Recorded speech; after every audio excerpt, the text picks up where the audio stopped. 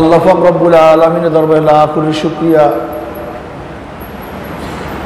যে মাওলাই কারীম আপনাকে আমাকে এই পর্যন্ত জিন্দা রেখেছেন, সুস্থতা দান করেছেন, রোজা রাখার তৌফিক দান করছেন, রোজা রাখার পরিবেশে আসার সুন্দর ব্যবস্থা করছেন, আবার কোরআন তেলাওয়াত, জিকির আসকার, নসিহাত, আল্লাহদের পরিবেশ, এত সুন্দর এক মাজলিসের অন্তর্ভুক্ত তৌফিক দান করছেন, যেখানে ন্যাক আর ন্যাক, সোয়াব আর সোয়াব, অনেকগুলি নিয়ামত, যে নিয়ামতের কোনো শেষ নেই, সীমা নেই। হয়তোবা অনেক ভাইরা এখন জিন্দা নেই,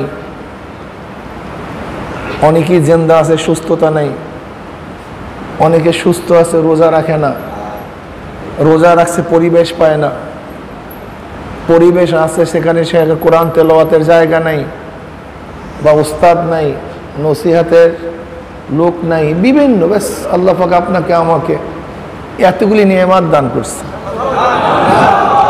ওয়া ইন তাউদ্দু নি'মাতাল্লাহি লা তুহসুহা, হিসাব করে শেষ করা যাবে না, এত নিয়ামত আল্লাহ পাক আপনাকে আমাকে দান করছেন। কাজে শুকরিয়া দান আবার বলে আলহামদুলিল্লাহ। আল্লাহ পাক চান কি? আল্লাহ পাক চানই এইটা যে বন্দা আমাকে আমার সবসময় শুকরিয়া আদায় করে, আমার মুখাফিক হোক, আমার দিকে রুজু হোক, আমারই প্রশংসা করুক। আলহামদুলিল্লাহ। ইস্তেগরাক, আলিফ লামে ইস্তেগরাক, যত প্রশংসার অংশ আছে সবই একমাত্র কার জন্য? আলহামদুলিল্লাহ, একমাত্র আল্লাহর জন্য, অন্য কার জন্য। আসলে প্রশংসার দাবিদারও আল্লাহই। আমি বিল্ডিং এর তারিফ করতেছি, প্রশংসা করতেছি, বিল্ডিংটা কতই না সুন্দর, কত আকর্ষণীয়, কত চমৎকার। আসলে কি আপনি বিল্ডিং এর প্রশংসা করছেন? এ তো চুন শুকরি, এ তো ইট বালু যা রাস্তা পড়া ছিল। আসলে এত সৌন্দর্য, এত আকর্ষণীয় হলো কিভাবে? একজন ইঞ্জিনিয়ার, একজন একজন মিস্ত্রি, সে যদি এত সুন্দরভাবে এইটাকে গঠন না করত, রূপ না দিত, তাহলে চুন শুকরি, ইট বালু আর রড তো রাস্তায় পড়ে থাকে, এটা কোনো মূল্য ছিল না। তাই বিল্ডিংটা সুন্দর মানেই হলো যে এটাকে বানাইছে সে সুন্দর, এমনিতেই, ঠিক না? গয়নাটা খুবই সুন্দর। আরে ভাই, এটা তো পরিত্যক্ত খনিজ দ্রব্য ছিল, মাটির নিচে ছিল, আজকে আপনার মাথার মধ্যে শোভা পাচ্ছে, আপনার গলার মধ্যে শোভা পাচ্ছে। কিভাবে? কেন? কি কারণে? একজন ভালো কর্মকার যখন এই স্বর্ণের উপর হাত লাগাইছে, তখন এই স্বর্ণর মাটির মধ্যে নাই, এখন আপনার মাথার উপরে, স্বর্ণর মাটির মধ্যে নাই, আপনার গলার মধ্যে শোভা পাচ্ছে, ঠিক না? আমরা তো নাপাক, পরিত্যক্ত এক গান্দা পানি ছিলাম না? আজকে তুমি এত সুন্দর, এই সৌন্দর্য আসছে কোথা থেকে? হ্যাঁ, এটা তোমার গুণ না, আমার মাওলা পাক রব্বুল আলামিন তোমাকে এত সুন্দর করে সৃষ্টি করছেন। কাজে প্রশংসা এমনি, কোনো মানুষ সুন্দর মানে আমার মাওলা পাকের গঠন সুন্দর, তার সৃষ্টি সুন্দর। কি কথা ঠিক না? আল্লাহু আকবার। দুনিয়া সুন্দর, দুনিয়া কে সৃষ্টি করছে? বাস কাজী এই প্রশংসা কার? ঘুরে ফিরে আল্লাহরই যায়। এই গলাটা এত সুন্দর, তুমি কি গলা সৃষ্টি করছো নাকি? তার মানে যে গলার স্রষ্টা সে কতই না উত্তম, সুন্দর গঠনকারী, সৃষ্টিকারী। আলহামদুলিল্লাহ, সমস্ত প্রশংসা একমাত্র আল্লাহরই জন্য, আল্লাহরই। আলহামদুলিল্লাহ, এর জন্য সবসময় বান্দার উচিত শুকরিয়া আদায় করা। লা ইন শাকারতুম লা আযীদান্নাকুম ওয়া লা ইন কাফারতুম ইন আযাবি লাশাদীদ। যদি আমরা মাওলার শুকরিয়া আদায় করতে পারি, আল্লাহ পাক আমাদের নিয়ামত আরো বাড়ায়া দেবেন। আর যদি শুকরিয়া আদায় না করি, তাহলে আল্লাহ পাক কঠিন আযাবের মধ্যে নিক্ষেপ করবেন। দেখেন, আল্লাহ পাকের নিয়ামতের শুকরিয়া আদায় করতে হবে। কিসের? নিয়ামতের শুকরিয়া আদায় করতে হবে। কি এভাবে সবাই একমত কি দেখবেন না? খানা এক নিয়ামত, পানি এক নিয়ামত, আমার ঘর এক নিয়ামত, আমার হায়াত এক নিয়ামত, আমার জমি এক নিয়ামত, আমার সন্তানাদি এক নিয়ামত, আমার স্ত্রী এক নিয়ামত, সব নিয়ামত। এর মধ্যে বড় নিয়ামত কি? আমার হায়াত। কেন? কারণটা কি? আমার হায়াত আছে তো, জায়গা আছে, জমি আছে, ঘর আছে, বাড়ি আছে, সম্মান আছে, ইজ্জত আছে। হায়াত নাই, কিছু নেই।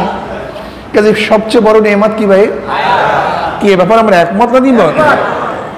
হায়াতের সম্পর্ক শ্বাসের সাথে। কিসের সাথে? শ্বাস জারি তো হায়াত জারি। শ্বাস জারি না, শ্বাস চলবে তো হায়াত থাকবে। শ্বাস বন্ধ, এ ব্যাপারে আমরা সবাই একমত না দ্বিমত? তাহলে হায়াতের সাথে শ্বাসের সম্পর্ক, শ্বাসের সাথে হায়াতের সম্পর্ক। এখন মনে করেন শ্বাসের নিয়ামতের শুকরিয়া যদি আদায় করতে হয়, তাহলে আমাদের কি করা উচিত? যেহেতু শ্বাস উঠবে নামবে, আপনার হায়াত ঠিক আছে, যদি না নামে কারবার শেষ, না উঠে কারবার শেষ। যেহেতু হায়াত সবচেয়ে দামি, হায়াতের সম্পর্ক শ্বাসের সাথে, এখন প্রতি মুহূর্তে যে শ্বাস উঠাই শ্বাস নামাই, এর মোকাবেলা কি করতে হবে? শুকরিয়া আদায় করতে হবে। তার কমপক্ষে প্রত্যেক এক শ্বাসে তো একবার আলহামদুলিল্লাহ পড়া চাই।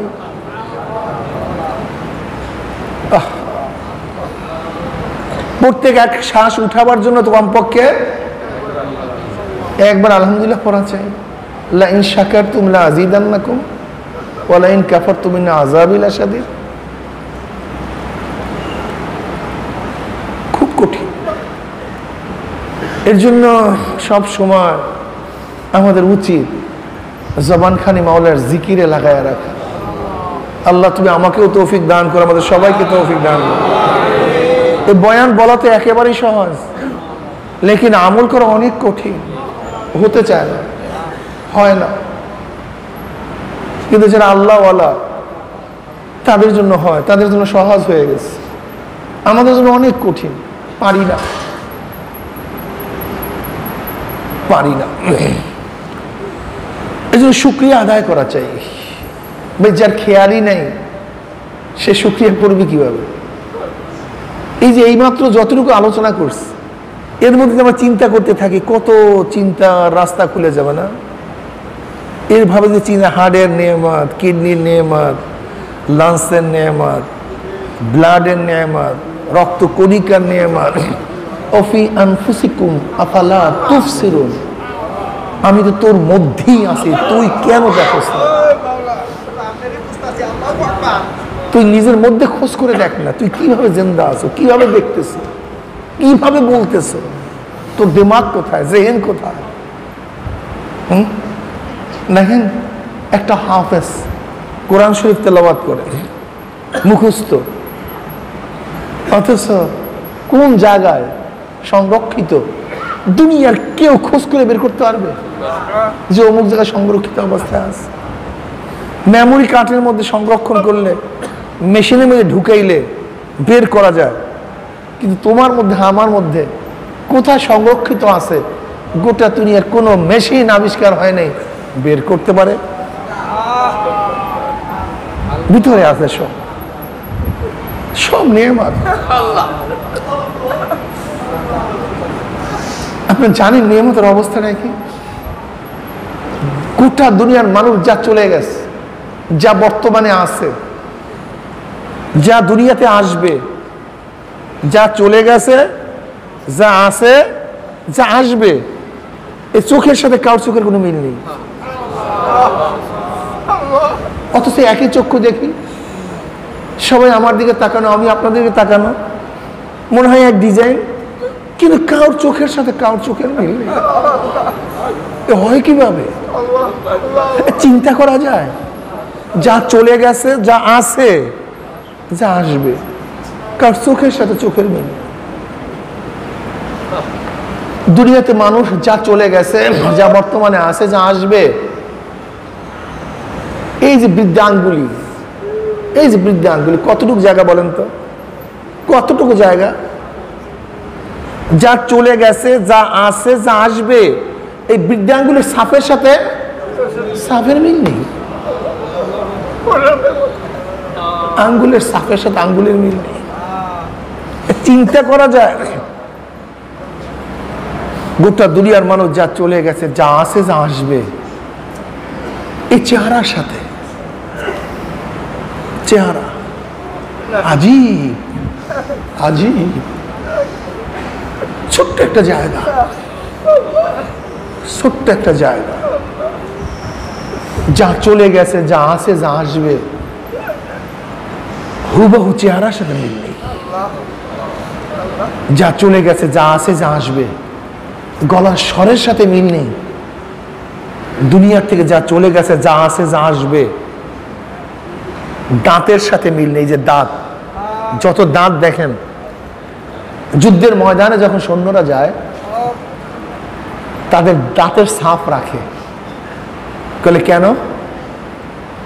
যদি পুড়ে ছারখার হয়ে যায়, চেহারা বিবর্ণ হয়ে যায়, কোনো চিহ্ন না থাকে, তো দাঁতের পাটি দিয়া যে চিহ্ন রাখছে তার সাথে মিলানো হয়। কেন? গোটা দুনিয়ার মানুষ যা চলে গেছে, যা আসবে, যা আসবে, যা আছে, যা আসবে, এই দাঁতের শেপের সাথে কারোর দাঁতের মিল নেই। চিন্তা করা যায়? হ্যাঁ, অথচ এতক্ষণ আমরা জানতামই না যে এর মধ্যে এত কিছু রহস্য নিহিত আছে। শুধু কি তাই, দুনিয়ার মধ্যে যা চলে গেছে, যা আছে, যা আসবে, সমস্ত মানুষের এই পশমগুলি আলাদা। এই যে পশমগুলি,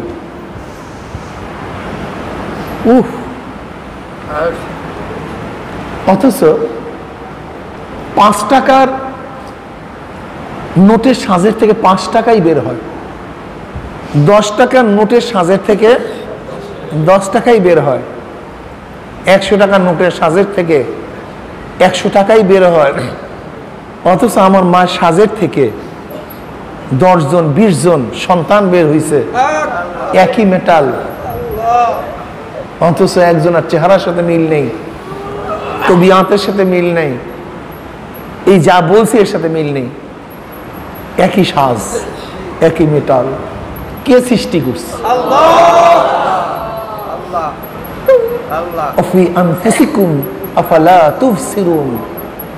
আমি তোর মধ্যেই আছি, তুই কেন দেখোস না? মাওলাকে খোঁজার জন্য আসমানে যাওয়ার দরকার নেই, জমিনে নিচে যাওয়ার দরকার নেই, তোমার মধ্যে, আমার মধ্যেই মাওলা। মাওলা সব আল্লাহ, সব আল্লাহর সৃষ্টি, সব আল্লাহর কৃষ্ণা। কাজী প্রশংসা কার? আলহামদুলিল্লাহ, আলহামদুলিল্লাহ,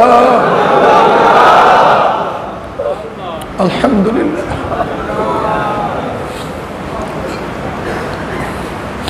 আমার মাওলা খুব খুশি হয় যদি কেউ মাওলার প্রশংসা করে, আমার মাওলা খুব খুশি হয়। আলহামদুলিল্লাহ বলার সাথে সাথে আমার মাওলা পাক রব্বুল আলামিন 1000 নেক দিয়ে দেন, 1000 গুনাহ আমল নামার থেকে বের করে দেন, মিজানের অর্ধ নেকে পূর্ণ করে দেন, আসমান জমিনের খালি জায়গাগুলি আলহামদুলিল্লাহ সুবহানাল্লাহ পূর্ণ করে দেন। উম্মে হানি রাদিয়াল্লাহু তাআলা আনহা ফরমান, জনাব মুহাম্মদ রাসূলুল্লাহ সাল্লাল্লাহু আলাইহি ওয়াসাল্লাম আমার ঘরে আসছে। আমি বললাম, ইয়া নবী আল্লাহ, বৃদ্ধা হয়ে গেছি, শক্তি নাই, আমাকে কিছু আমল বাতিয়ে দেন যে আমলগুলো আমি সহজে করতে পারি। নবী আলাইহিস সালাতু ওয়াস সালাম বললেন, উম্মে হানি, তুমি 100 বার সুবহানাল্লাহ পড়ো। কতবার? 100 বার। কি লাভ হবে? ইসমাইল নবী আলাইহিস সালাতু ওয়াস সালামের বংশের 100 গোলাম আজাদ করলে, 100 গোলাম, ইসমাইল নবী আলাইহিস সালাতু ওয়াস সালামের বংশের 100 গোলাম আজাদ করলে সেই পরিমাণের সওয়াব, মাত্র 100 বার সুবহানাল্লাহ পড়লে এই পরিমাণের সওয়াব হয়ে যাবে। উম্মে হানি, তুমি 100 বার আলহামদুলিল্লাহ পড়ো। যে উটকে চিহ্ন দেওয়া হয়েছে কোরবানি করবে, কোরবানি করার জন্য যে উটকে চিহ্ন দেওয়া হয়েছে, এরকম 100 উট আল্লাহর রাস্তায় কুরবানি করলে যেই পরিমাণের সওয়াব, তুই মাত্র 100 বার আলহামদুলিল্লাহ পড়লে এই পরিমাণের সওয়াব হয়ে যাবে। উম্মে হানি, তুমি 100 বার আল্লাহু আকবার পড়ো, কতবার? 100 বার। লাভ কি হবে? লাভ কি না ভুল,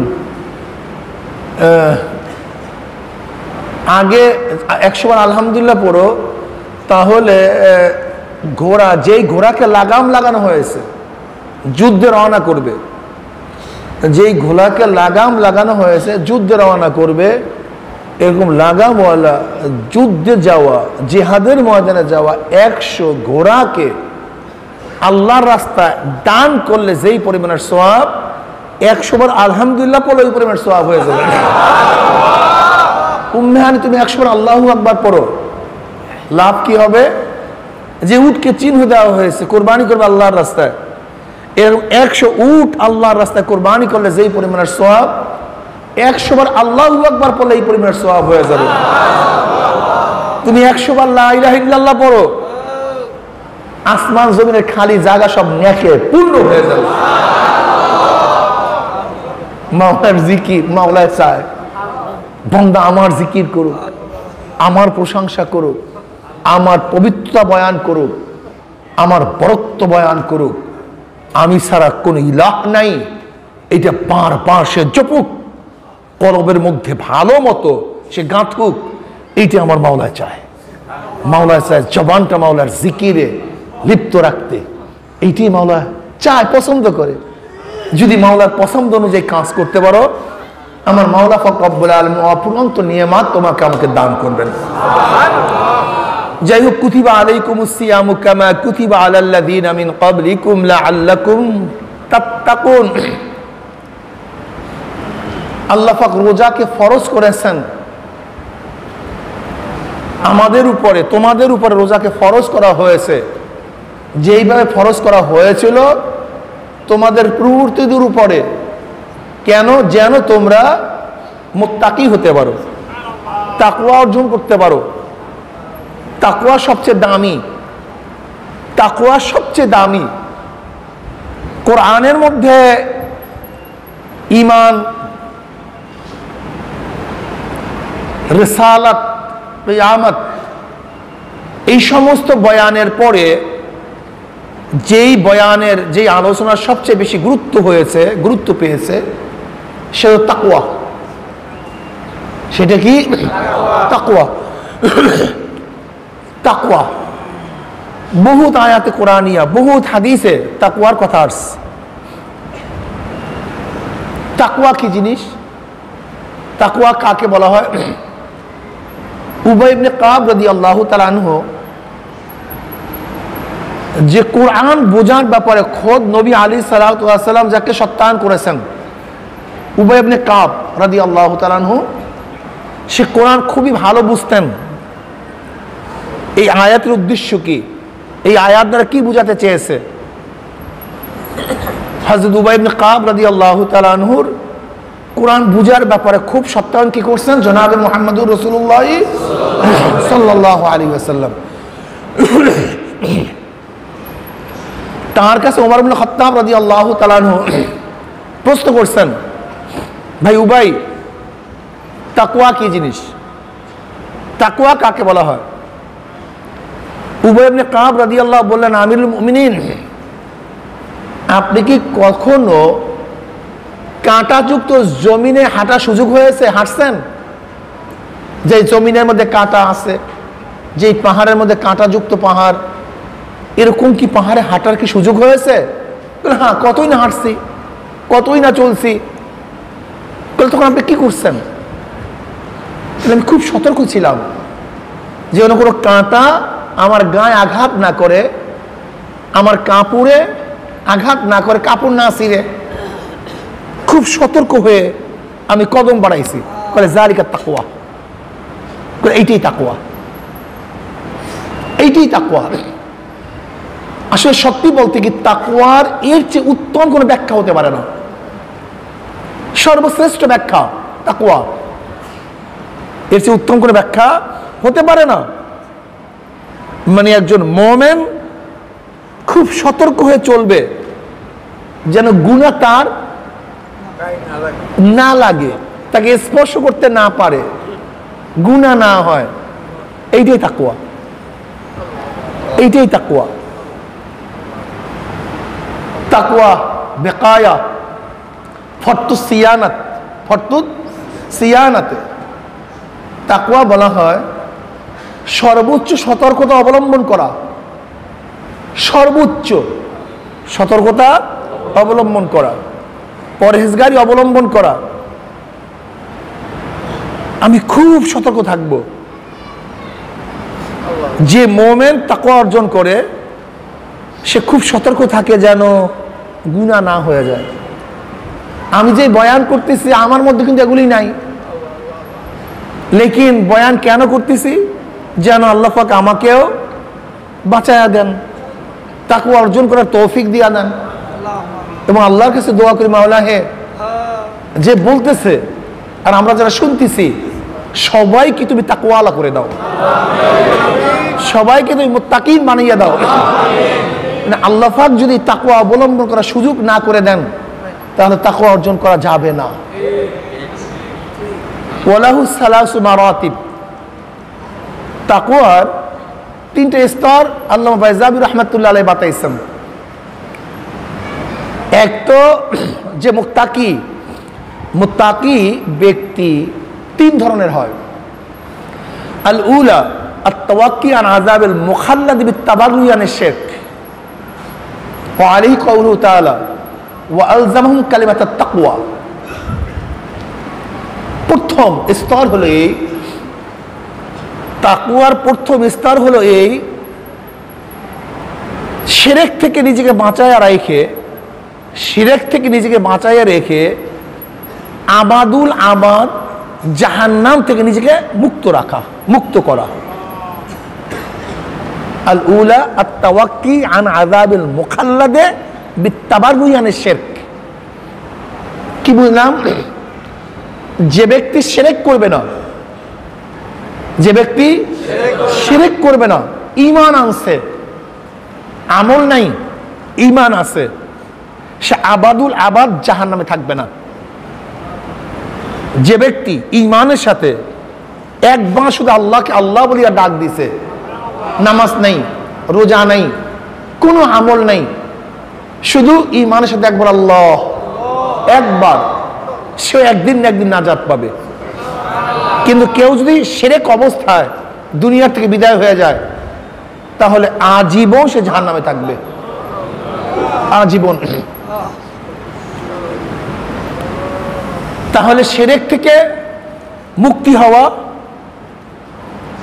ঈমানের আলামত। ঈমান এবং শিরক বিপরীত জিনিস। যেখানে শিরক আছে সেখানে ঈমান নাই, যেখানে ঈমান আছে শিরক নাই। কি কথা ঠিক না? শিরক করলে ঈমান থাকে না, ঈমানের সাথে শিরকের কোনো সম্পর্ক নেই।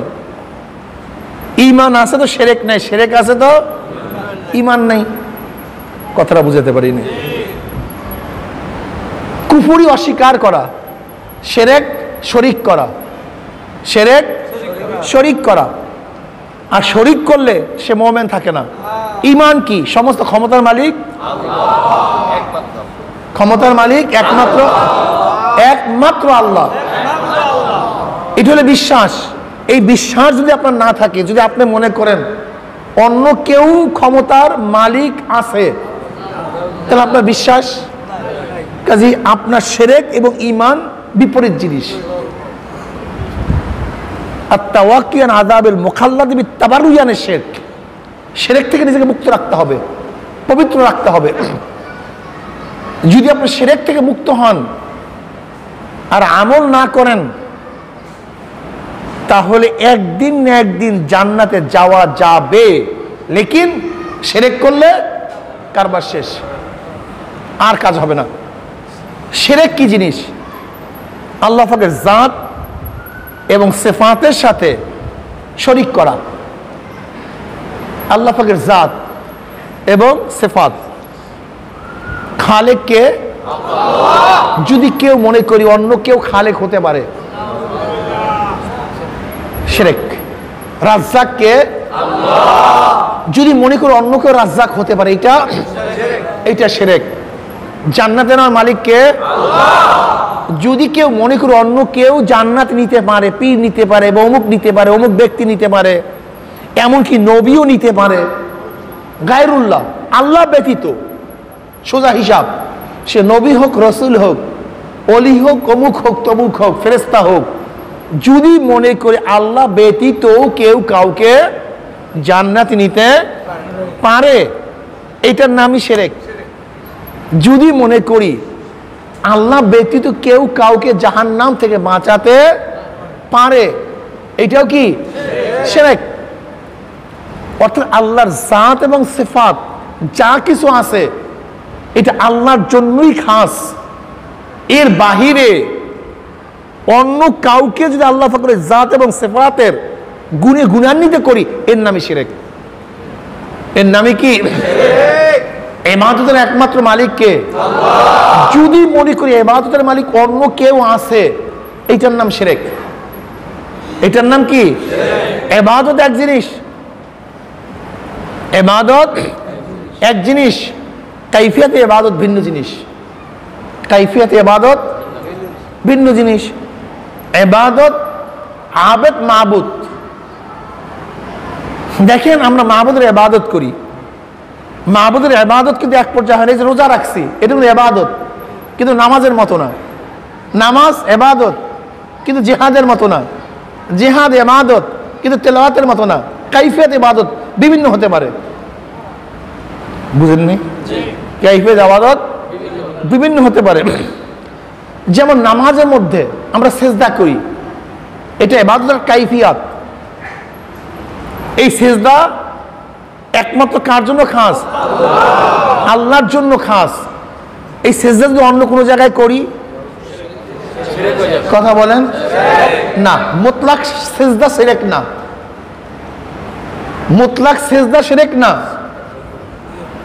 যদি সিজদার যোগ্য মনে করি, আল্লাহ সমতুল্য মনে করি, আল্লাহর যে ক্ষমতা আছে, আল্লাহর যে ক্ষমতা আছে সেই ক্ষমতা এর মধ্যে আছে, এরকম যদি মনে করে সিজদা করি, সেটা শিরক হবে। কিন্তু কেউ কাউকে যদি ভিন্ন কারণে সিজদা করে, তাহলে সেটা কি হবে? হারাম হবে, কবিরা গুনাহ হবে। যেমন মনে রাখতে হবে যে শিরক কখনোই কোনো জমানায় হালাল ছিল না, শিরক কখনোই কোনো সময় জায়েজ ছিল না, না আসমানের জমানায় জায়েজ ছিল, না আগেকার নবীদের মধ্যে জায়েজ ছিল, না কোনো উম্মতের মধ্যে জায়েজ ছিল। শিরক কোনো অবস্থাতেই জায়েজ ছিল না। তাহলে আদম আলাইহিস সালাতু ওয়াস সালাম যে সালাতু ওয়াস সালাম সিজদা করছিল, এই সিজদা কি শিরক ছিল? না, তাজিমান ছিল, তখন হালাল ছিল, এর জন্য জায়েজ। পরবর্তী ইউসুফ আলাইহিস সালাতু ওয়াস সালামকে তার ভাইরা সিজদা করছে, এটা কি শিরক ছিল? কি ছিল? জায়েজ ছিল, তাজিমান ছিল। ওই জমানায় কাউকে তাজিমান সিজদা করা জায়েজ ছিল, কি ছিল? জায়েজ ছিল। এখন রহিত হয়ে গেছে, এখন রহিত হয়ে গেছে, এখন কি হয়ে গেছে? হারাম হয়ে গেছে। কিন্তু কেউ যদি মনে করে যে এর মধ্যে উলুহিয়াত আছে, আল্লাহর ক্ষমতা আছে, এই উলুহিয়াত মনে করে কেউ কাউকে সিজদা করলে হারাম হবে, শিরকও হবে। পার্থক্যটা বুঝছেন? খুব সূক্ষ্ম পার্থক্য, খুব সূক্ষ্ম পার্থক্য। যেহেতু শিরক আসমানও জায়েজ ছিল না, আগেকার নবীদের জমানায় জায়েজ ছিল না, শিরক কোন অবস্থাতেই জায়েজ না। কিন্তু আহকাম, অন্য আহকামাত কখনো জায়েজ থাকে, কখনো হারাম হয়ে যায়। যেমন উটের গোশত ইহুদিদের জন্য কি ছিল? জায়েজ ছিল। আমাদের জন্য, ইহুদিদের জন্য হারাম ছিল, ইহুদিদের জন্য, আমাদের জন্য জায়েজ। এখন কেউ যদি উটের গোশত না খায়, তাহলে ধমকি খাবে। যেমন আব্দুল্লাহ ইবনে সালাম রাদিয়াল্লাহু তাআলা আনহু, তিনি খায় নাই, ধমকি খাইস, হালাল করছি, তুমি খাইয়া প্রমাণ করো যে এটা হালাল।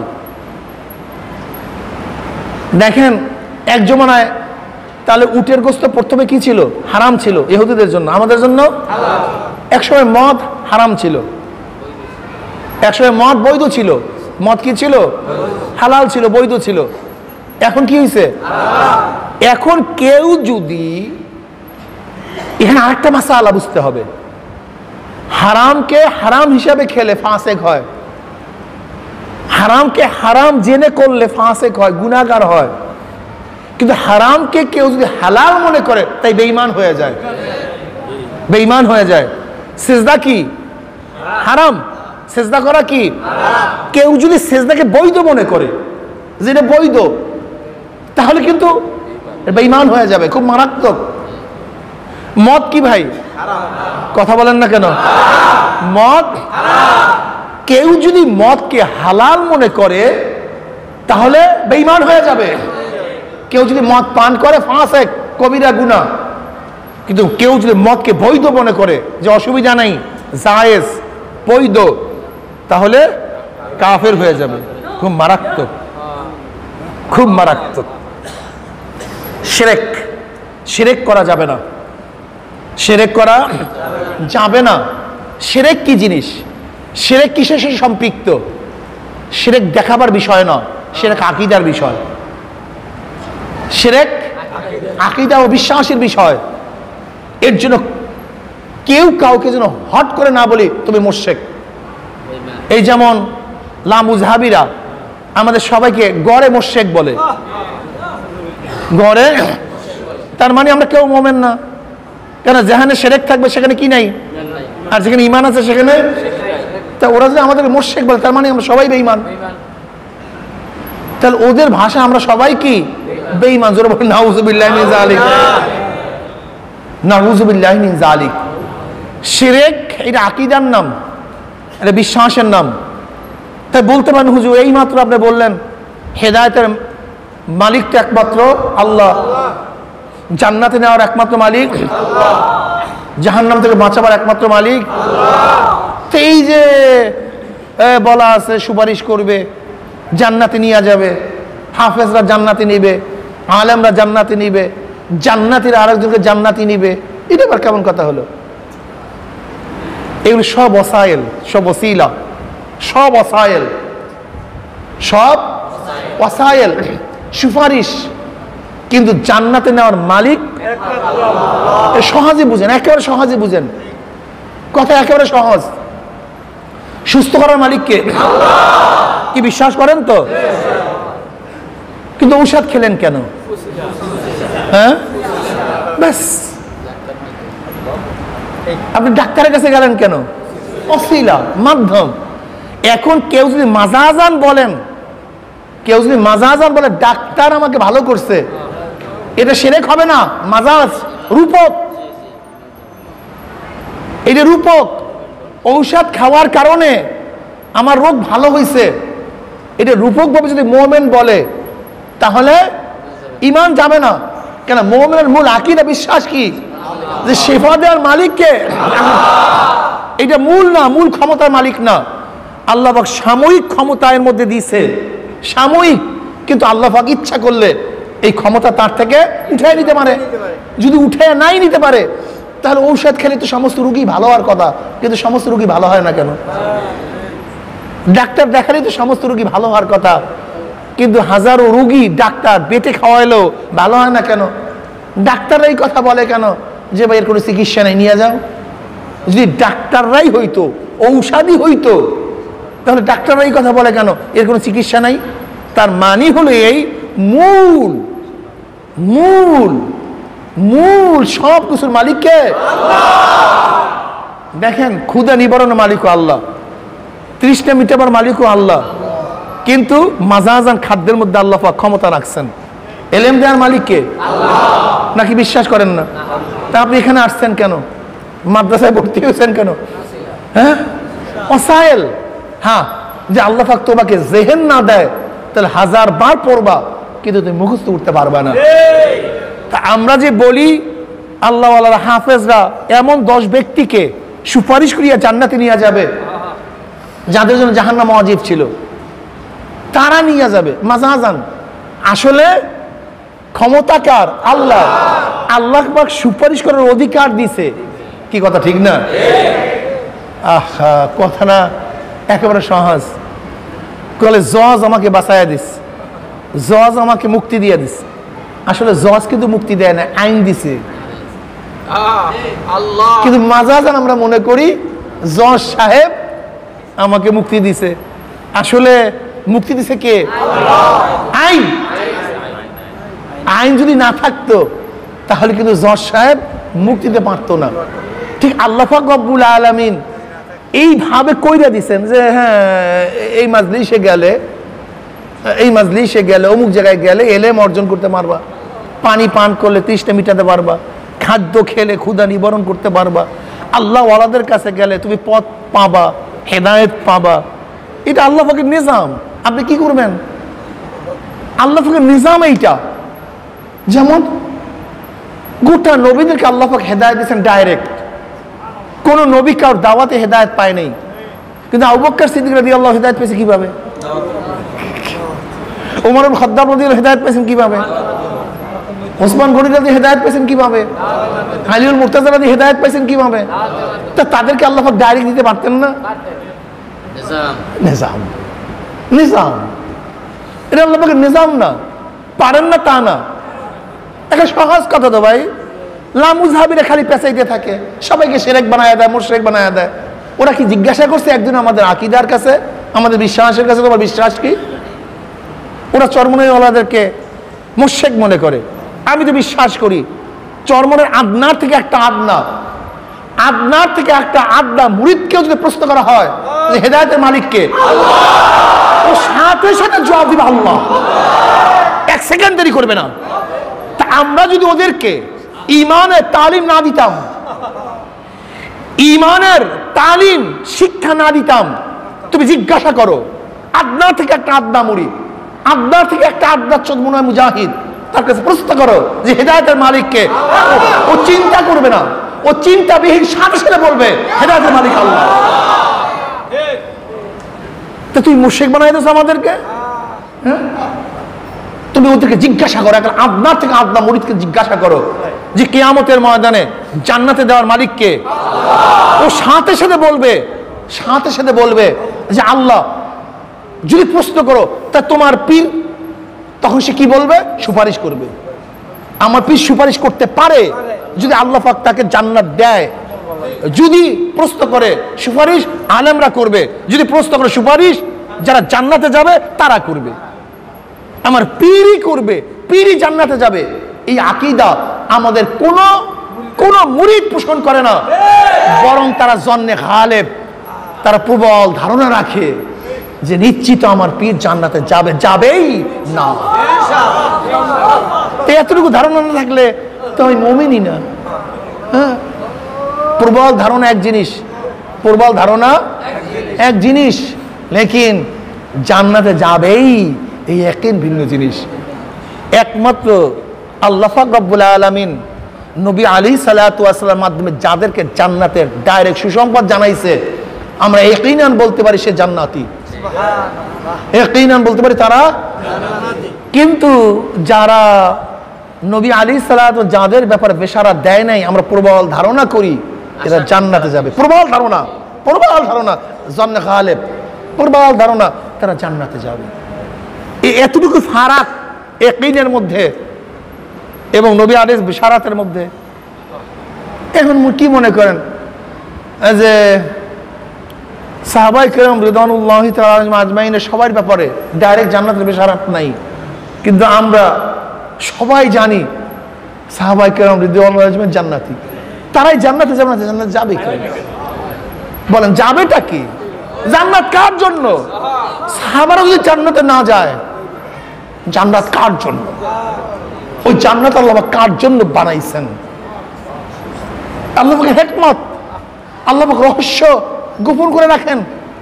এর জন্য সবার জন্য বিশারাত ইনডাইরেক্ট দিয়ে দিয়েছেন, ইনডাইরেক্ট কোরআনের মধ্যে বিশারাত দিয়ে দিয়েছেন, লেকিন ইয়াকিনান ডাইরেক্ট বলেন না অমুকে কিছুর জন্য বলছেন।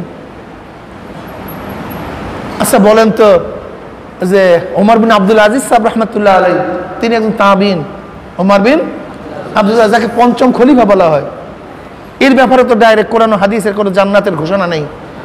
এখন এরা যদি জান্নাতে না যায় তা জান্নাতে যাবে কে? বুখারী রহমতুল্লাহ আলাইহির ব্যাপারে তো ডাইরেক্ট জান্নাতে কোনো বেশারাত নেই। তো এরা যদি জান্নাতে না যায় তাহলে জান্নাতে যাবে কে?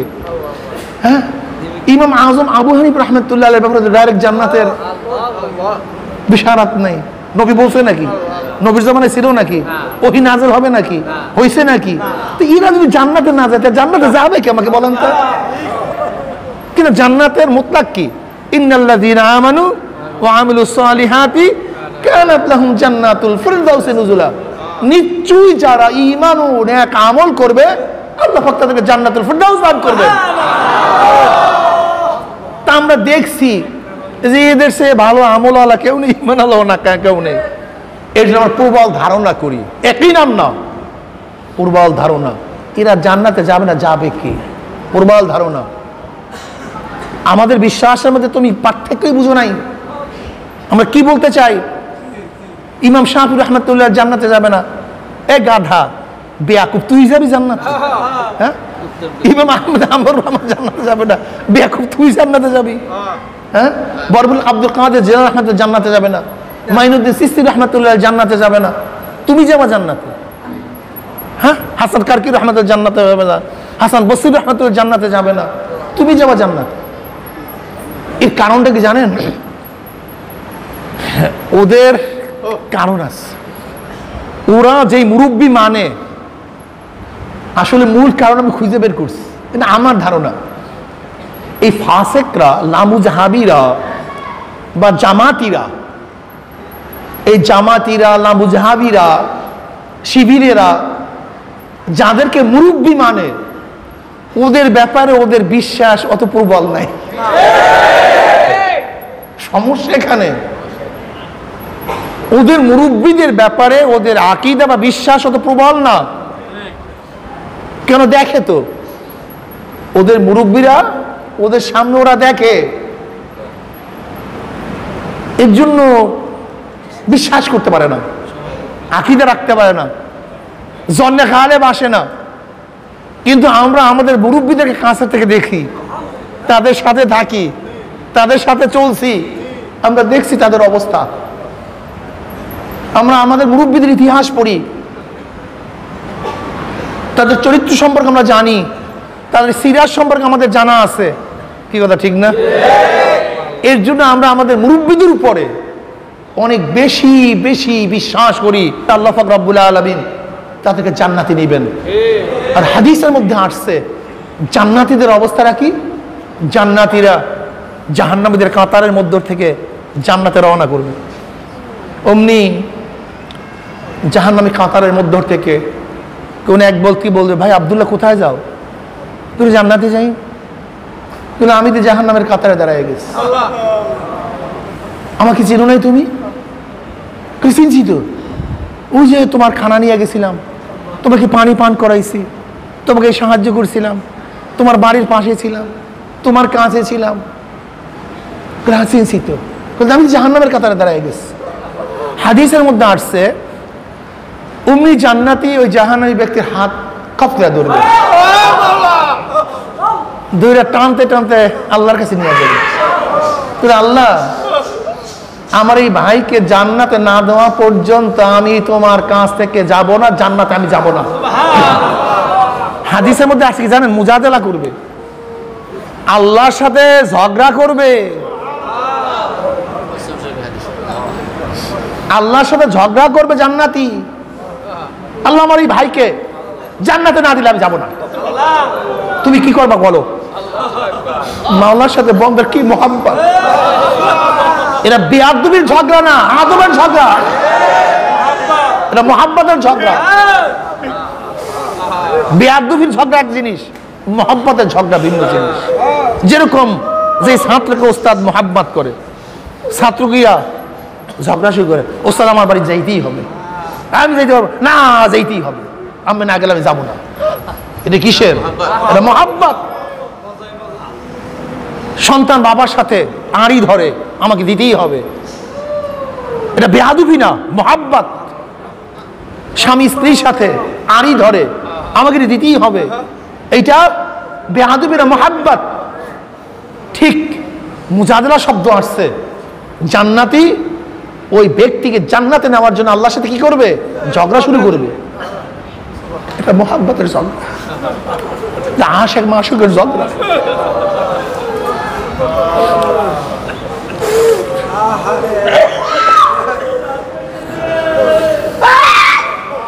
নিজে তো জান্নাতে যাবি, ঘোষণা হয়ে গেছে, আর একজনকে হাত ধরে এরপর আমার মাওলাই কি মহান মাওলা,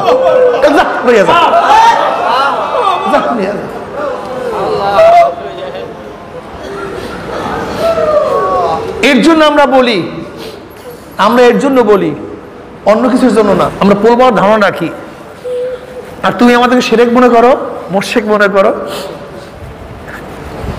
আল্লাহ যদি কবুল করে, আল্লাহ পাক আমাদের উস্তাদদেরকে যদি জান্নাতের জন্য ফয়সালা করে, তারা আমাদেরকে রাইখা যাবে। আল্লাহ আমাদের শায়েখদেরকে কবুল করে, তারা আমাদের রাইখা যাবে।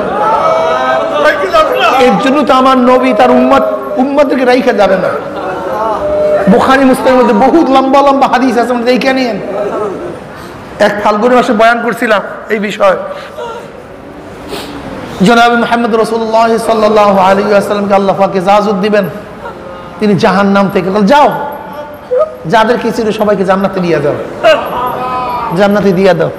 বাস অর্ডার দিয়ে দিছে, এখন জান্নাতে নেওয়ার দায়িত্ব ডাইরেক্ট দিয়ে দেবে নবীকে, যে নিয়ে যাও, যাও যাকে চিনো, এরপর দিয়ে আসবে জান্নাতে।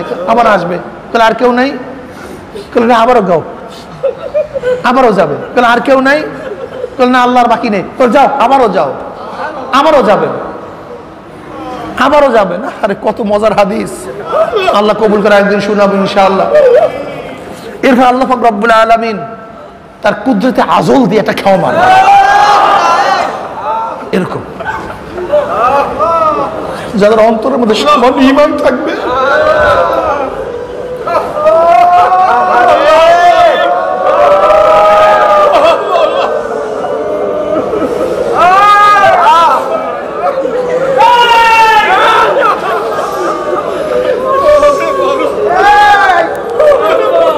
আল্লাহ তাদেরকে জাহান্নাম থেকে বের করে দেবে। কোন ঈমান আল্লাহ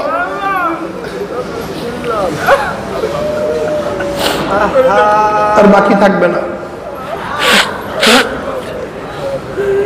এর জন্য আমাদের দাদাদের কিতাবের মধ্যে এই কথা কখনোই বলে নাই, আসলে তোমরা পড়োই নাই, সমস্যাই এই কথা আমার দাদাজান কোথায় বলে নাই যে আমি সুপারিশ করব, এই কথা বলে নাই যে অমুকে সুপারিশ করবে। যদি তায়ুন করে দিতাম অমুকে অমুকে, তাহলে শিরক হয়ে যেত। কিন্তু তুমি জানলা কিভাবে যে অমুকে জান্নাতে যাবে? তুমি জানলা কিভাবে অমুকে নাজাত পাবে? এ তো আল্লাহ ব্যতীত কেউ জানে না। তাহলে আমরা কি বলি যে জান্নাতে যাবে, আর আমাদের প্রবল ধারণা কি? আশা আসে ইনশাআল্লাহ। আমাদের মুরব্বীরা ইনশাআল্লাহ অবশ্যই জান্নাতে, কিন্তু একই নাম একমাত্র আল্লাহ। কাজে তুমি প্রবল ধারণা কি একই বানায় দিছো? হ্যাঁ,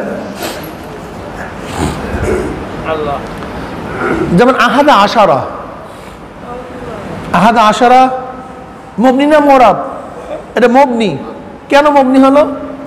যে এর মধ্যে হরফ জেমেনের মধ্যে আছে। আহাদা ও আশারা, যেহেতু জেমেনের মধ্যে ওয়াও থাকার কারণে এটা কি হয়ে গেছে? মবনি হয়ে গেছে। সিদ্দাতে ইত্তিসালের কারণে। কিসের কারণে? সিদ্দাতে ইত্তিসাল। একেবারে কঠিন সম্পর্ক থাকার কারণে, যদিও ভিতরে ব্যবধান আছে, বোঝা যায় না, কিন্তু অবশ্যই তার মধ্যে কি আছে? ব্যবধান আছে। আহাদা আশারা আসলে কি ছিল? আহাদা ও আশার 11। কি কথা ঠিক না? তাহলে যেরকম সিদ্দাতে ইত্তিসালের কারণে অনেক সময় হরফ পড়িয়া যায়, মনে হয় ব্যবধান নাই, কিন্তু তার মধ্যে ব্যবধান আছে।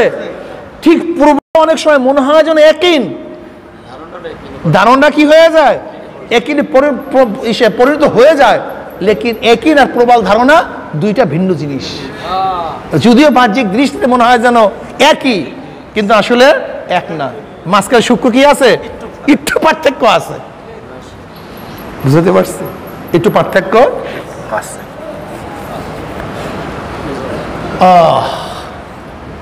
এর জন্য যে ব্যক্তি সূক্ষ্ম বুঝবে না সে আহাদা আশারে কি বলবে যে এটা তো মরা, কি কথা ঠিক না? কিন্তু যার একটু গভীর দৃষ্টি আছে সে বলবে কি মাবনি। কেন মাবনি হওয়ার কারণ কি? এর মধ্যে ওয়াও জেমিনের মধ্যে হরফ জেমিনের মধ্যে আছে। ঠিক যারা লামুজহাবি ওদের সূক্ষ্ম জ্ঞান না থাকার কারণে আমাদের ওই সমস্ত কেতাবাদের মধ্যে শিরক দেখে, কিন্তু যাদের সূক্ষ্ম জ্ঞান আছে তার এর মধ্যে কোনো শিরক দেখে না, বরং দেখে সব সহি, কোনো সমস্যা নেই। এই সমস্যাই শিরক থেকে মুক্ত থাকতে হবে, শিরক করা যাবে না। ইন্না শিরকা লাযুলমুন আযীম, শিরক সবচেয়ে বড় গুনাহ, সবচেয়ে বড় গুনাহ। শিরক করা যাবে না।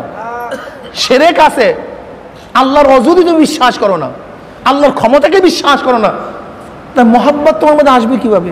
তুমি স্বীকারই তো করো না আল্লাহকে, তুমি আল্লাহকে স্বীকার করো না। কিন্তু বলতে পারেন হুজুর তা আমরা আপনাদের কাছে দৌড়াই কেন, মাদ্রাসায় যাই কেন?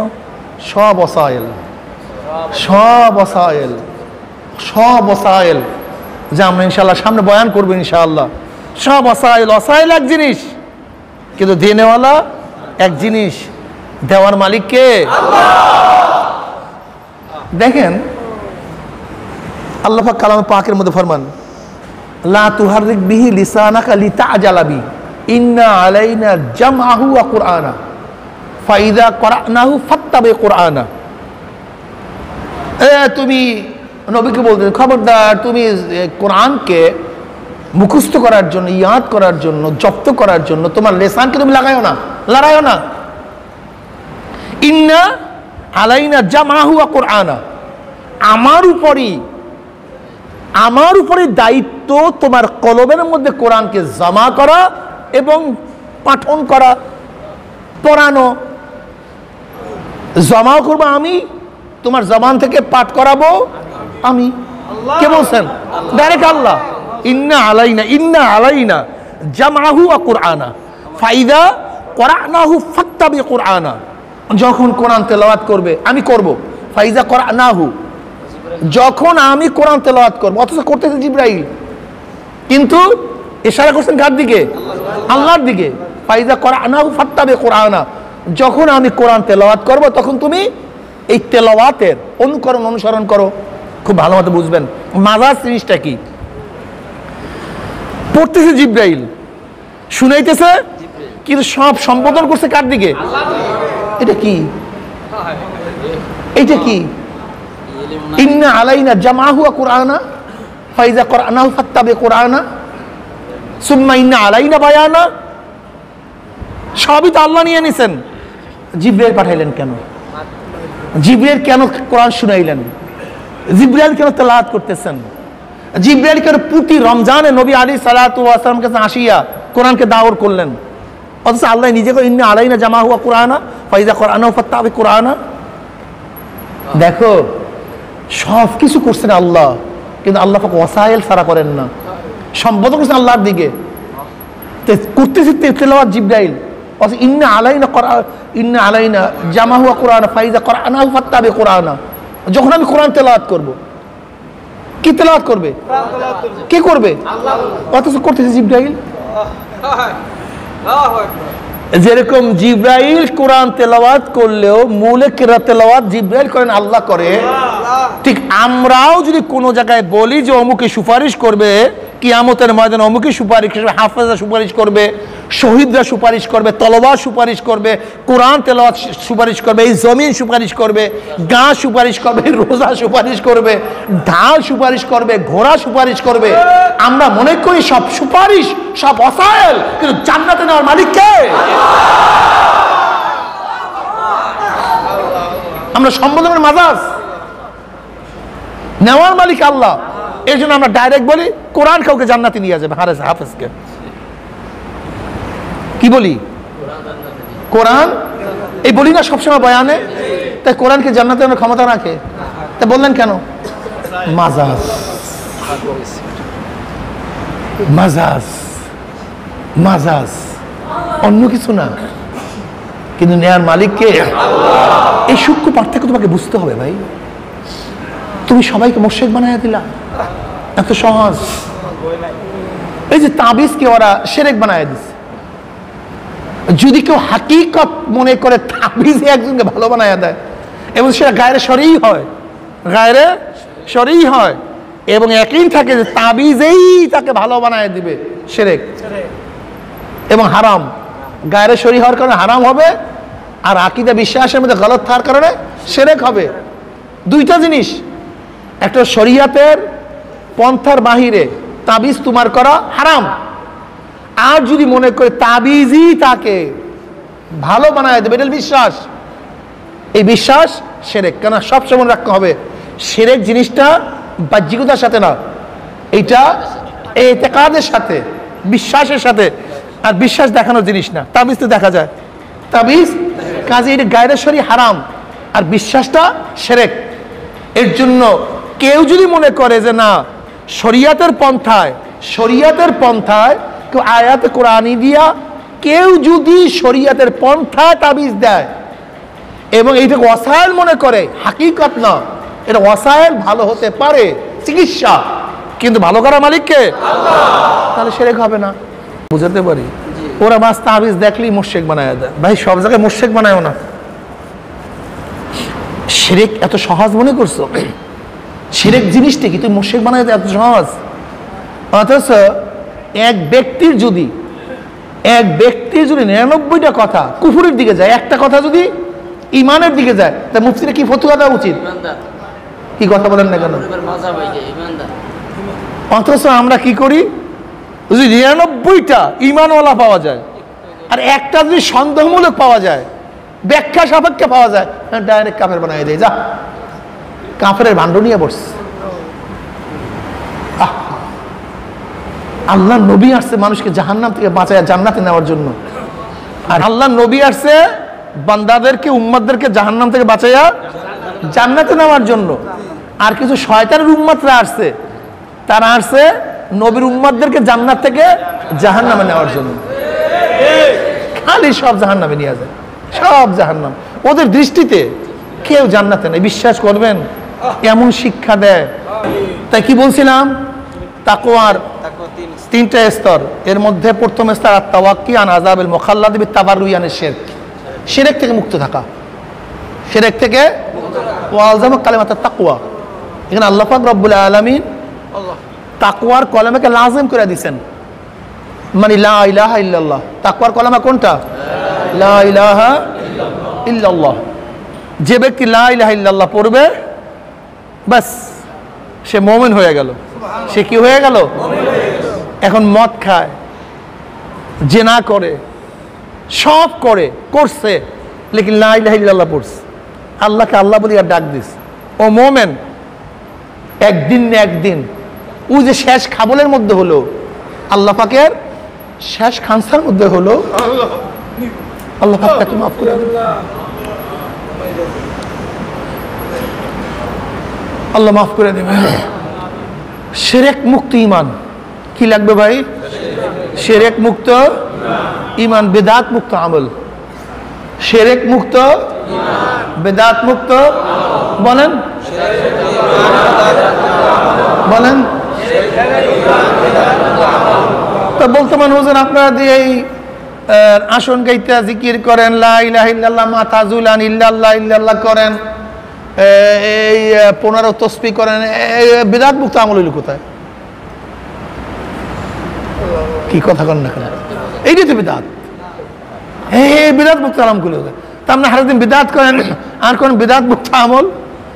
আসলে আর বিদআতের সংজ্ঞাই বুঝে না, সমস্যাই এই, সমস্যাই এই। আসলে বিদআত কি জিনিস? আল বিদআতু ফিল আসলি ওয়ালা ফিল ওয়াসাইল।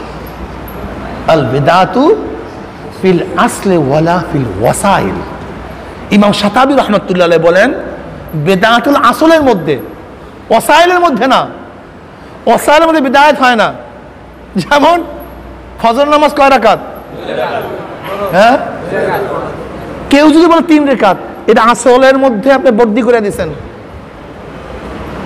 মাগরিবের নামাজ কয় রাকাত? 3 রাকাত। কেউ যদি 1 রাকাত বাড়ায়া পড়েন, এটা আসলের মধ্যে বানায় দিয়েছেন। কিন্তু কেউ যদি নামাজ শিক্ষা দেওয়ার জন্য বিভিন্ন কৌশল ব্যবহার করে, এ ভাই দাঁড়াও, এখন রুকুতে যাও, ছোটান হয়ে দাঁড়াও, এরকম করো, এটা কি বেদাত? কেন? এটা প্রশিক্ষণ, এটা নামাজ শিক্ষার পদ্ধতি। কোরআন আসল। আমরা বলি এরকম করেন না? কি প্রতিদিন করতেছেন আপনারা? এরকম করেন কেন? কোরআনে আছে না এরকম করো? এরকম করলেন কেন? এটা বেদাত। দেন দলিল দেখান, এরকম করছে আর আল্লাহর নবী সাহাবারা করছে, হাদিস দেখান, দেখেন হাদিস, দেখেন কোরআন, এই আসে। তখন কি বলবেন? এটা তো শিক্ষা, এটা কি বিয়া করতে থাকার তো শিক্ষা এইভাবে তাহলে গাধা। ছাত্র ওস্তাদ ছাত্র কিভাবে শিক্ষা দিবে এটা তুই নির্ধারণ করবি না ওস্তাদ নির্ধারণ করবে? ছাত্রের কলবের মধ্যে কোরআন কিভাবে বসাতে হবে, সব ছাত্রের জবানের মধ্যে, তার লেসানের মধ্যে শব্দ, অক্ষর, হরুফ কিভাবে উচ্চারণ করতে হবে, এই পদ্ধতি তুমি শিক্ষা দিবা না, এইটা প্রত্যেক ছাত্রের জন্য তার ওস্তাদ নির্ধারণ করবে। কিন্তু কেউ যদি বলি যে হ্যাঁ নাই, এইটা হলো ভেজাল। কেউ যদি আইন, এটা কোরআনের অক্ষরই না, এটা হলো সমস্যা। কিন্তু কেউ যদি আইনকে উচ্চারণ করার জন্য এরকম করো, ওই যে কাকের মতো আওয়াজ, কাকের মতো আওয়াজ। এখন যদি কেউ বলে কাকের মতো আওয়াজ, তুমি কোরআনের হরফকে কাকের সাথে উদাহরণ দিলা, তুমি তো মুশরিক হয়ে গেছো, কাফের হয়ে গেছো। কি তখন আপনি কি বলবেন? পাগল টাগল নাকি? দেখি পাগলটা তুমি তো ফতুয়া দিবা, হয়তো তুই পাগল হয়ে গেছিস নাকি বেটা? এরা তো আইনকে উচ্চারণ করার উদাহরণ দিছে। কি কথা ঠিক না? ঠিক একজন সালেককে তার মুর্শিদ, তার শায়েখ কিভাবে জিকির বসাবে, ধ্যান পয়দা করবে, এইটা তোমার শিক্ষা দেওয়ার প্রয়োজন না, প্রত্যেকটা সালেকের জন্য তার শায়েখ নির্ধারণ করবে। দেখবেন হেফজোখানায় গিয়া ছাত্রদেরকে এক পা উঁচা করে দাঁড়া করে রাখে। কেউ কি বলে কোরআন শরীফ হাতে নাও, এক পা উঁচা করো, তারপর তেলাওয়াত করো। কি করে কি করে না? হ্যাঁ, এখন যে আপনি বলেন যে কোরআন সবচেয়ে দামি কিতাব, আল্লাহ পাকের কিতাব, আর তুমি এইভাবে শাস্তি দিয়ে থেকে পড়াইতেছো, পাইছো কোথায়? দেখাও কোরআনের মধ্যে, দেখো হাদিসের মধ্যে। আপনি কি বলবেন? তুই পাগল টাগল হয়ে গেছিস নাকি গাদা? এটা তো উস্তাদ বুঝবে, কোরআন থেকে হেফজ করাতে হবে। ঠিক লা ইলাহা ইল্লাল্লাহ মূল। এই লা ইলাহা ইল্লাল্লাহকে কলবের মধ্যে কিভাবে বসাতে হবে, এটা অর্ধেক করে বসাবে না ফুল করে বসাবে না হাত করে বসাবে না কিভাবে বসাবে, এইটা তোমার দেখার বিষয় না, এইটা তো উস্তাদ দেখার বিষয়। হ্যাঁ, তুমি মাসালা বুঝো না কোন জায়গায় ইশকালটা হবে। যদি কোনো উস্তাদ এই পদ্ধতিকে সুন্নাত বলতো, ভেজাল তখন লাগতো। এই পদ্ধতিকে শরীয়ত বলতো, ভেজাল তখন লাগতো। এই পদ্ধতিকে যদি ইবাদত মনে করতো, যে ইবাদত এত সওয়াব, জ্ঞানজামটা তখন লাগতো। আমি কথাটা বুঝতে পারি না। মানে এই কাইফিয়াতকে যদি কেউ ইবাদত মনে করতো, এই কাইফিয়াত, এই পদ্ধতি, এইটাই সওয়াব, এই পদ্ধতি সওয়াব, মানে গায়রে ইবাদতকে ইবাদত মনে করা, আর যেই ইবাদতের সওয়াব নাই সেখানে সওয়াব মনে করা, যেই গুনাহ তাকে সওয়াব মনে করা, আর যেই সওয়াব না মনে করা। গুনাহকে গুনাহ না মনে করা, সওয়াবকে সওয়াব না মনে করা, গুনাহকে সওয়াব মনে করা, সওয়াবকে গুনাহ মনে করা। অর্থাৎ যেই কাঠামোতে শরীয়ত আছে সেটাকে পরিবর্তন করে দেওয়া, এইটার নাম বেদাত। কাইফিয়াতে ইবাদত, কাইফিয়াতে ইবাদত যা বর্ণনা করা, যেমন নামাজের কাইফিয়াতে এইভাবে নামাজ পড়তে হবে, এইভাবে রোজা, এই কাইফিয়াত পরিবর্তন করাটাও সম্পূর্ণভাবে বেদাত। কি কথাটা বুঝতে পারি নাই? কিন্তু যেখানে কাইফিয়াত শরীয়ত নির্ধারণ করে নাই, এরকম ব্যাপারে, এই ব্যাপারে যদি কেউ তার ছাত্রকে শিক্ষা দেওয়ার জন্য পদ্ধতি গ্রহণ করে, সেটা কি হবে না? যদি বেদাত হয়েই যাইতো তাহলে কোরআনের মধ্যে নক্তা দেওয়া বেদাত হইতো, জবর দেওয়া, জের জবর দেওয়া বেদাত হইতো, তারা লাগানো বেদাত হইতো, রুকু লাগানো বেদাত হইতো, আয়াতের নাম্বার দেওয়া বেদাত হইতো। কারণ এগুলি কিছুই ছিল না। এমনকি কোরআন লেখাও বেদাত হইতো। ধরে নেন, কেন আবু বকর সিদ্দিক রাদিয়াল্লাহু তাআলা এই মাসালার উপরেই তো কোরআনকে জমা করেননি। নবী যে এটা করে নাই, আমি করবো কিভাবে? এর জন্য তো আবু বকর ওমর ইবনে খাত্তাব রাদিয়াল্লাহু জমানায় হাদিসকে লিখেন নাই। নবী যেটা লিখেন নাই সেটা আমি লিখবো কিভাবে? প্রয়োজন হয়েছে। বেদাত আসলের মধ্যে মূল কাঠামো শরিয়াত, যেই কাইফিয়াত, যেই পদ্ধতি, যেই পন্থা যেখানে বাতাইছেন সেখানে সেই পদ্ধতি পন্থাকে সামান্য পরিবর্তন করলে বেদাত। সামান্য থেকে সামান্য, চুল পরিমাণ পরিবর্তন করা যাবে না, চুল পরিমাণ, হুবাহু হুবাহু হুবাহু। কিন্তু যেখানে কাইফিয়াত বাতান নাই, ওয়াসায়েল, সে ওয়াসায়েলের মধ্যে বুখারী শরীফ লিখছেন, উসুলে হাদিস লিখছেন, উসুলে কোরআন লিখছেন, এগুলো কি বেদাত হবে? এগুলো ওয়াসায়েল। ওয়াসায়েল বেদাত হয় না। ওরা ওয়াসায়েলকে বেদাত বানায় দিস। ওয়াসায়েলের মধ্যে হাকিকাতের মধ্যে ওদের পার্থক্য বোঝা নেই। এর জন্য মনে রাখতে হবে বেদাত মুক্ত আমল। কি মুক্ত আমল? হ্যাঁ, কি ঈমান? জোরে বলেন। কামিয়াবের জন্য এই দুইটা যথেষ্ট। শিরক মুক্ত ঈমান লাগবে, বিদআত মুক্ত আমল লাগবে। কাজে আল্লাহ পাক শিরক মুক্ত ঈমান আর বিদআত মুক্ত আমল করার তৌফিক দান করেন। রোজা শুরু হয়ে গেল, অথচ আজকে 10 দিন। আজকে রহমতের 10 দিন চলিয়া যাইতেছে। নিশ্চিত নিশ্চিত রহমতের 10 দিন চলিয়া যাইতেছে, কিন্তু রহমত পাইলাম কি পাইলাম না এই ব্যাপারে কিন্তু নিশ্চিত। রহমত পাইলাম কি পাইলাম না কে কে নিশ্চিত? একজনও। আর নবী কি বলছেন? যার উপর থেকে রহমত, যার উপর থেকে রমজান মাস চলিয়া গেল, এই সুযোগ পাইয়াও নিজেকে জাহান্নাম থেকে মুক্তি করতে পারলাম, তারপর আবার লাআনত। কাজী রহমতের আজকে 10 দিনের শেষ দিন, দোয়া করবো আজকে আল্লাহর কাছে, আল্লাহ যদি সবার রহমত নাযিল করে, মাফ করে দেন, গুনাহ থেকে বাঁচিয়ে থাকার তৌফিক দেয়া। আল্লাহুম্মা আমিন।